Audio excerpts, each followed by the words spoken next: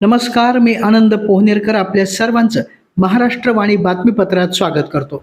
पाहूया आजच्या विशेष घडामोडी. परभणी महापालिकेच्या स्थायी समितीच्या बैठकीत अमृत 2 अंतर्गत वाढीव पाणीपुरवठा आणि भुयारी मलनिस्सारण योजनेचे जुने प्रस्ताव मंजूर न करता 2026-27च्या सुधारित दरपत्रकानुसार नवा DPR तयार करून शासनाकडे पाठवण्याचा एकमुखी निर्णय घेण्यात आला. सभापती प्रतिभा अतुल सरोदे यांच्या अध्यक्षतेखाली झालेल्या बैठकीत 2022 मधील निविदा कालबाह्य झाल्याने नवीन DPR तयार करण्याची मागणी नगरसेवकांनी केली. याच सभागृहाने मंजुरी दिली. तसेच शहरातील नाल्यांच्या साफसफाईसाठी JCB, पोकलेन आणि इतर मशिनरी भाडेतत्त्वावर घेण्यास आणि पदाधिकाऱ्यांसाठी 4 चाकी वाहने भाडेतत्त्वावर उपलब्ध करून देण्याच्या प्रस्तावाला देखील मंजुरी या बैठकीत देण्यात आली. या बैठकीस ज्येष्ठ नगरसेवक भगवान वाघमारे यांच्यासह नगरसेवक अक्षय देशमुख, व्यंकट डहाळे, नदीम इनामदार, सुनील देशमुख, आकाश लहाणे, अर्जुन सामले, गणेश उर्फ बबलू टाक, डॉक्टर केदार खटिंग यांच्यासह इतर पदाधिकारी यावेळी उपस्थित होते. भारत निवडणूक आयोगाच्या निर्देशानुसार परभणी जिल्ह्यात विशेष सखोल पुनरीक्षण कार्यक्रम प्रभावीपणे राबविण्यात येत असून मतदार यादी अधिक अचूक, अद्ययावत, पारदर्शक आणि त्रुटीमुक्त करण्याच्या दृष्टीने मतदान केंद्रस्तरीय अधिकारी अर्थात BLO घर भेटी देऊन गणना फॉर्म वितरित करत आहेत.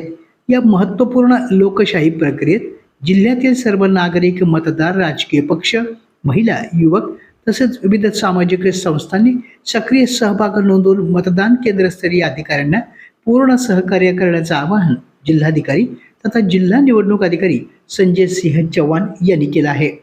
विशेष सखोल पुनरीक्षण मोहिमेदरम्यान मतदान केंद्रस्तरीय अधिकारी प्रत्येक कुटुंबाला भेट देऊन मतदारांची माहिती पडताळतील, गणना फॉर्म उपलब्ध करून देतील, तो भरण्यासाठी आवश्यक मार्गदर्शन करतील आणि निर्धारित कालावधीत भरलेले फॉर्म स्वीकारतील.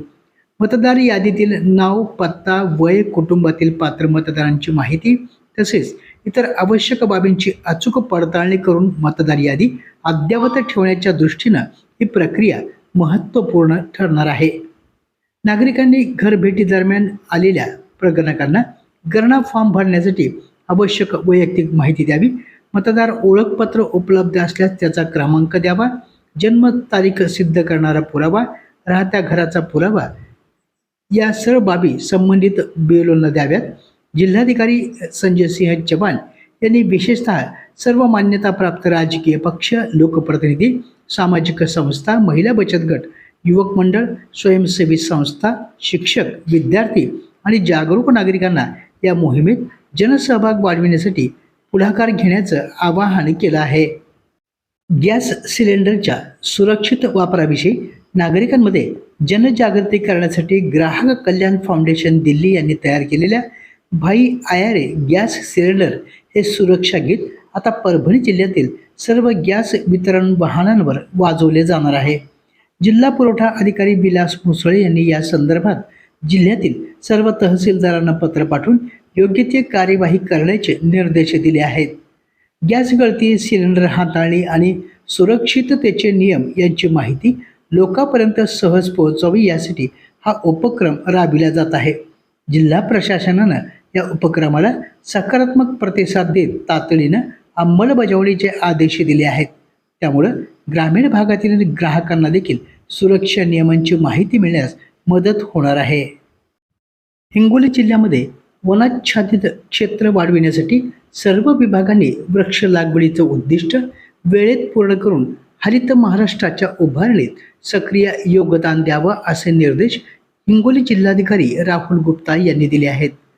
आगामी पावसाळ्यात मोठ्या प्रमाणावर वृक्ष लागवड प्रभावीपणे राबविण्याच्या अनुषंगानं आयोजित दूरदृश्य प्रणालीद्वारे आढावा बैठकीत ते बोलत होते. यावेळी मुख्य कार्यकारी अधिकारी विवेक गायकवाड, उपजिल्हाधिकारी रोजगार हमी योजना राजेश सरोदे, विभागीय वन अधिकारी पुष्पा पवार तसेच विविध विभागांचे कार्यालय प्रमुख यावेळी उपस्थित होते. राज्य शासनानं 300 कोटी वृक्षारोपण मोहिमेसह विविध हरित उपक्रमांच्या नियोजन, अंमलबजावणी आणि संनियंत्रणासाठी हरित महाराष्ट्र आयोग स्थापन करण्यास मान्यता दिली आहे. 2026 ते 2047 या कालावधीत राज्यातील हरित आच्छादन वाढविण्याचा निर्धार शासनाने केला असून त्यासाठी आवश्यक नियोजन, जागेची उपलब्धता, रोपे, मनुष्यबळ आणि विभागनिहाय कृती आराखडा तयार करण्यात येत आहे. हिंगोली जिल्ह्यास 7,98,000 वृक्ष लागवडीचे उद्दिष्ट देण्यात आले असून आतापर्यंत झालेल्या वृक्ष लागवडीचा आढावा यावेळी घेण्यात आला. यावेळी विभागांनी आपापल्या वाट्याला आलेले उद्दिष्ट निर्धारित वेळेत पूर्ण करून अहवाल सादर करावा असे निर्देश देखील जिल्हाधिकारी गुप्ता यांनी यावेळी दिले. आत्मविश्वास, शिकण्याची जिद्द आणि योग्य मार्गदर्शन मिळालं तर प्रत्येक विद्यार्थी यशाच्या सर्वोच्च शिखरावर पोहोचू शकतो. नरसिंह माध्यमिक आणि उच्च माध्यमिक विद्यालयाचे विद्यार्थी शैक्षणिक गुणवत्तेसोबतच क्रीडा आणि सांस्कृतिक क्षेत्रातही राज्यस्तरावर यश संपादन करून विद्यालयाची गौरवशाली परंपरा सातत्याने पुढे नेत आहेत, असं प्रतिपादन विद्यालयाचे प्राचार्य गोपाळ मोरे यांनी केलं आहे. नरसिंह माध्यमिक आणि उच्च माध्यमिक विद्यालय पोखर्णी नरसिंह येथे आयोजित गुणवंत विद्यार्थी सत्कार समारंभात ते बोलत होते. यावेळी प्रमुख अतिथी म्हणून एस.बी. बुजरगे, प्राध्यापक संजय गजमल, दीपक जंबुरे यांची उपस्थिती होती.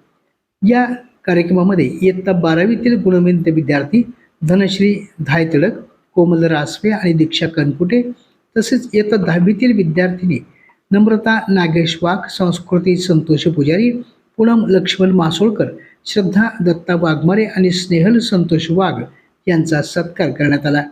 या कार्यक्रमास सूत्रसंचालन त्र्यंबक वडसकर यांनी केलं.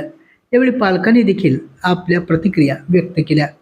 आपल्या जिल्ह्यातील अपडेट बातम्या पाहण्यासाठी आमच्या महाराष्ट्रवाणी या चॅनलला लाईक करा, सबस्क्राईब करा आणि शेअर करा.